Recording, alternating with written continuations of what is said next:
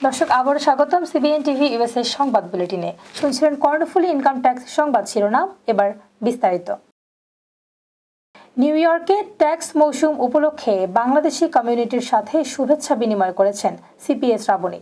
Jackson হাইটসের Sanai restaurant and party হলে আয়োজিত এ অনুষ্ঠান পরিচালনা করেন নওশাদ কামাল।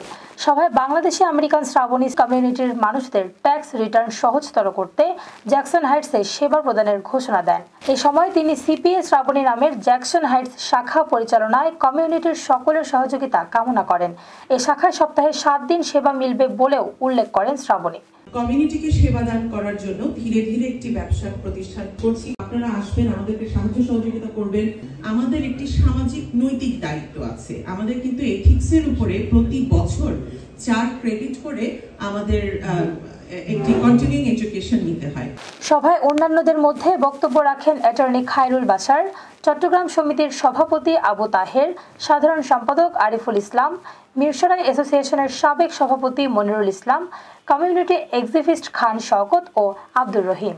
সভা শেষে প্রতিষ্ঠানের সর্বাঙ্গীন সফলতা কামনা করে দোয়া ও মোনাজাত পরিচালনা করা হয়।